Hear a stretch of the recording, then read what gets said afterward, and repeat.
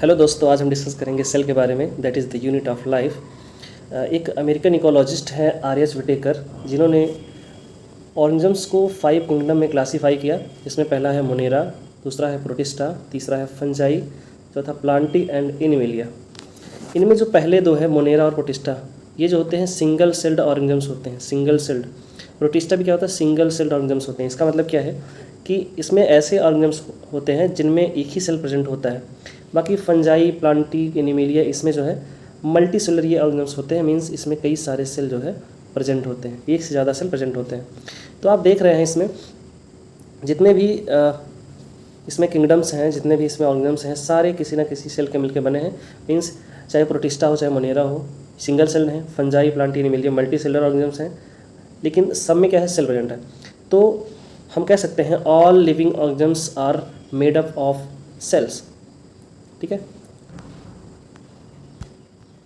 इसके बाद जो है यहाँ पे एक क्वेश्चन आता है कि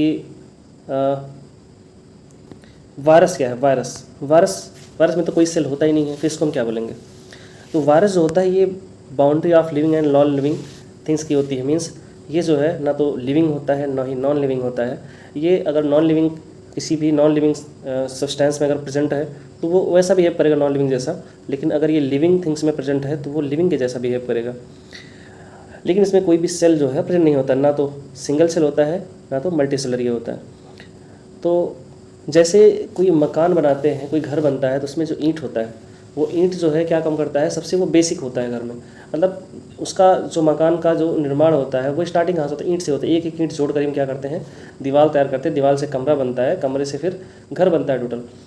तो जैसे घरों में ईंट काम करता है, वैसे ही हमारी बॉडी के स्ट्रक्चर में, बॉडी को बनने में जो है सेल जो है काम करता है। सेल क्या है, हमारी बॉडी की basic structural and functional unit है।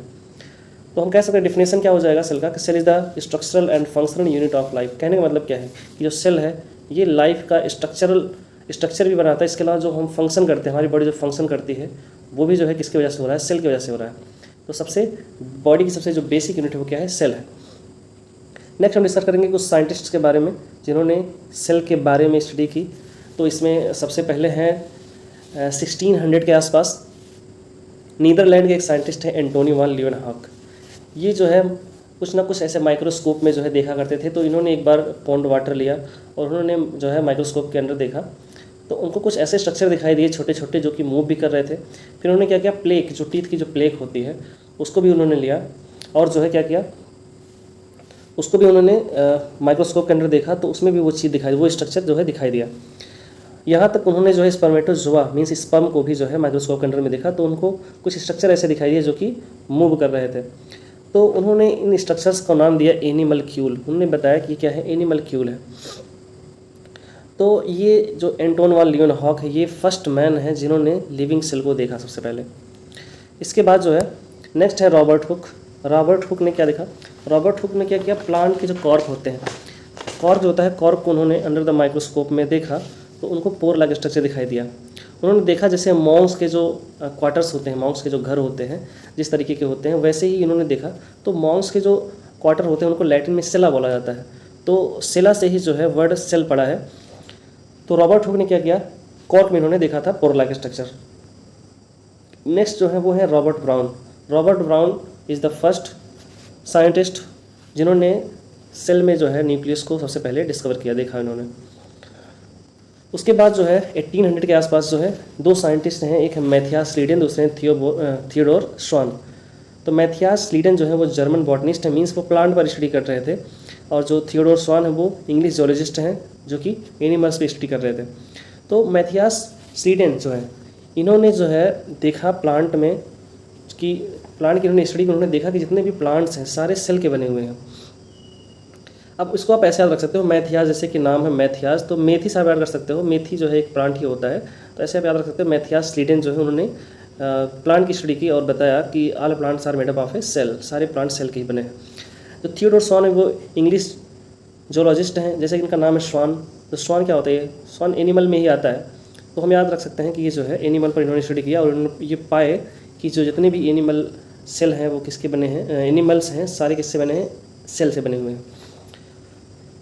लेकिन इन्होंने स्टडी किस पे किया था, इन्होंने नर्वस सिस्टम पे स्टडी किया था। इन्होंने नर्व सेल के बारे में जो है स्टडी किया था। तो इन्होंने बताया कि जो एनिमल सेल्स हैं इनमें जो है एक मेम्ब्रेन पाई जाती है, जिसको हम क्या बोलते हैं, प्लाज्मा मेम्ब्रेन बोलते हैं। ये सेल जो है एक मेम्ब्रेन से बाउंड होता है, जिसको हम क्या बोलते हैं, सेल मेम्ब्रेन बोला जाता है जिसको। इन्होंने बताया कि यहाँ तक कि जैसे जो ये मेथियास लीडन है, इन्होंने ओनली प्लांट पे स्टडी की। थियोडोर सॉन उससे आगे गए, उन्होंने एनिमल पे तो किया ही था पहले, उसके बाद इन्होंने प्लांट पर भी स्टडी की और उन्होंने पाया कि प्लांट और जो एनिमल है दोनों में क्या है, सेल प्रेजेंट है, सेल से ही बने हैं। और ये थियोडोर सॉन ने पाया कि जो ये एनिमल सेल है वो एक मेम्ब्रेन से बाउंड है, जिसको हम सेल मेम्ब्रेन या फिर प्लाज्मा मेम्ब्रेन बोलते हैं। प्लांट में इन्होंने देखा कि प्लांट के जो सेल्स हैं वो सेल वाल उसमें प्रेजेंट है, एक मोटी सेल प्रेजेंट है, एक मोटी मेम्ब्रेन प्रेजेंट है, जिसको हम बोलते हैं सेल वाल। तो इस तरह से सेल थ्योरी जो है डेवलप हुई। तो सेल थ्योरी में जो सबसे पहला पॉइंट आता है वो क्या है कि जितने भी लिविंग ऑर्गेनिज्म्स हैं वो किससे बने हुए हैं, सेल के बने हुए हैं। 1855 में रुडोल्फ वर्चो इन्होंने जो है देखा कि कोई सेल था वो एक सेल से 2 सेल में कन्वर्ट हो गया, 2 से फिर वो 4 हो गया। तो ये देखिए कि जो सेल होते हैं वो अपने पहले वाले सेल से ही उत्पन्न हो रहे हैं। तो ये इन्होंने एक सेंटेंस बोला, ओमनिस सेल्युला ए सेल्युला, जिसका इंग्लिश में मतलब होता है all cells come from pre existing cells, means जितने भी सेल्स होते हैं सारे सेल्स पहले वाले सेल से ही उत्पन्न होते हैं। इसके बाद हम ओवरव्यू देखते हैं सेल का। तो सेल जो है 2 प्रकार के होते हैं, प्रोकैरियोटिक सेल और यूकैरियोटिक सेल। प्रोकैरियोटिक मीन्स क्या होता है कि प्रोकैरियोटिक ऐसे सेल्स होते हैं जिनमें कैरियन का मतलब होता है न्यूक्लियस, जिसमें न्यूक्लियन जो है एब्सेंट होता है।